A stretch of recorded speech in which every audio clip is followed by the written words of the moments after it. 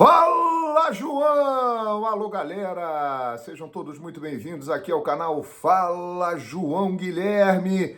Muito obrigado por estar se inscrevendo aqui no nosso canal. Já estamos pertinho aí dos 128 mil inscritos. Também por sempre dar aquela moral, deixando o seu like, comentando, compartilhando, se tornando membro aqui do canal Fala João Guilherme, pagando apenas R$ 7,99 por mês. Você pode se tornar membro e daqui a pouco teremos as nossas lives, que serão muito legais com a presença de vocês, membros do canal Fala João Guilherme. Então, muito obrigado por estarem aqui comigo. Ativem o sininho da notificação para saber do nosso conteúdo. Minha gente, eu estive ontem no Maracanã, acompanhando ao lado do meu filho, né, João Felipe, né? Muito legal essa experiência de ir a um estádio de futebol, acompanhar uma partida com o filho, né?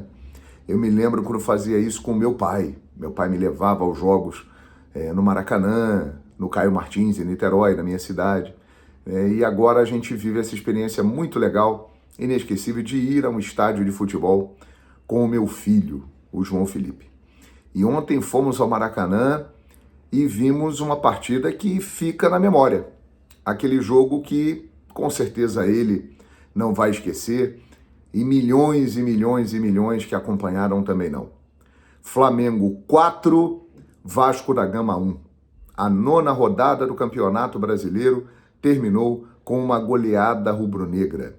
E se nos últimos anos a gente viu confrontos entre Flamengo e Vasco, que mesmo o Flamengo sendo muito superior, ele não conseguia golear o Vasco da Gama, vencia, mas de maneira apertada. O Vasco venceu poucos confrontos.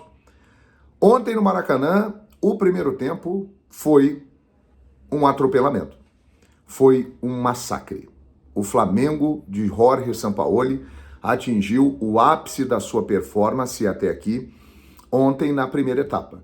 O Flamengo simplesmente fez 4-0 no Vasco da Gama, humilhou o time de São Januário, a própria torcida vascaína reconheceu isso, e foi uma atuação de gala. Pulgar, um grande achado do Flamengo, que vai cada vez mais se firmando como um titular absoluto. Gerson jogando muito bem na primeira etapa. Arrascaeta, como sempre, decisivo. Ayrton Lucas continua fazendo uma temporada espetacular. E aos poucos o Flamengo vai se encontrando.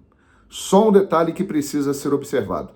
O Flamengo tem quinta-feira um jogo decisivo contra o Racing no Maracanã. E ele visivelmente tirou o pé no segundo tempo. Desacelerou, se poupou para esse compromisso decisivo. Ontem não teve Gabigol, não teve Léo Pereira, não teve Everton Ribeiro, mas o Flamengo tem um elenco muito forte e com soluções para essas ausências.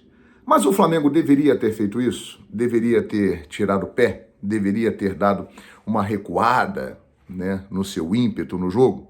Olha, muitos rubro-negros que eu conversei acharam que não, que o Flamengo deveria continuar indo para cima, jogando firme, jogando forte, para aumentar uma goleada em cima do Vasco da Gama, o que seria um placar histórico.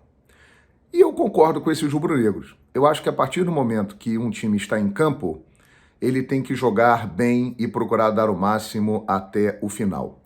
E ontem, se o Flamengo fez um primeiro tempo espetacular, no segundo tempo ficou feio, ficou esquisito, né?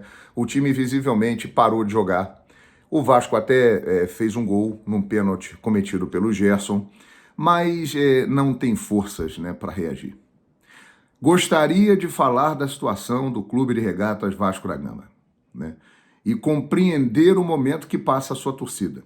Porque o Vasco, há mais de 20 anos, ele vem sofrendo muito, são 4 rebaixamentos, times realmente que não são condizentes com a grandeza do clube, e aí vem uma parceria, vem uma SAF prometendo investimentos que foram feitos, mas mal feitos, né, minha gente?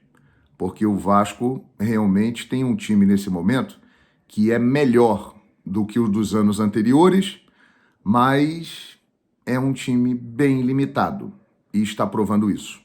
Apesar de ter começado bem o Campeonato Brasileiro, ter vencido o Atlético no Mineirão, empatado com o Palmeiras, empatado com o Fluminense, depois o Vasco entrou no seu ritmo normal, né? Um time realmente que tem muitas dificuldades. E ontem, acompanhando ao vivo no Maracanã, eu pude perceber isso. E essa derrota, ela tem um peso psicológico muito grande para o Vasco. O Vasco foi humilhado pelo seu maior rival, pelo Flamengo. E isso aí, para a autoestima vascaína, para jogadores, diretoria, torcida, tudo isso pega muito mal e pode afundar o Vasco no campeonato. O Vasco é um seríssimo candidato a ser rebaixado no Campeonato Brasileiro. Precisa reagir imediatamente. Agora, vai precisar contratar. A SAF, a 777, vai precisar gastar, porque vai ter um prejuízo muito maior se for para a segunda divisão. Então tem que gastar e contratar para o time do Vasco. E a torcida, que é fantástica, que sempre apoia o time, tem que continuar dando aquela moral, aquele apoio. Vai ser difícil, depois dessa marca dolorosa que ficou com a goleada do Flamengo por 4-1 diante do Vasco da Gama. Agora um detalhe, né? Não tem absolutamente nada a ver destruir São Januário. O que vai mudar a situação do clube? Né? Destruir o patrimônio, o histórico estádio de São Januário, tentar invadir, jogar bomba, quebrar tudo, isso aí, com todo respeito, é coisa de imbecil que não tem a menor noção do que está fazendo, né? Então, preocupação para os vascaínos e euforia para os rubro-negros. Será que o malvadão voltou? Vamos aguardar. Mas o Flamengo de Sampaoli tem potencial para jogar um grande futebol e disputar os principais títulos da temporada que vem por aí. Copa do Brasil, Libertadores da América e Campeonato Brasileiro. Aliás, falando em Copa do Brasil, hoje teremos o sorteio, né, definindo os jogos das quartas de final. E daqui a pouquinho tem vídeo aqui no canal Fala João Guilherme, falando exatamente dos confrontos e nós vamos analisar. Vamos lá. Estão no pote Flamengo, Corinthians, Palmeiras, São Paulo, América Mineiro, Bahia, Grêmio e Atlético Paranaense. E qualquer um deles pode se enfrentar. Vai ser um espetáculo.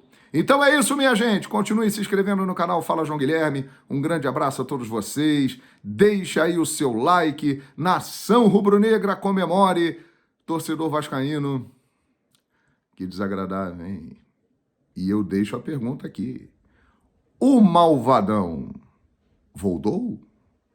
Valeu, gente. Até a próxima.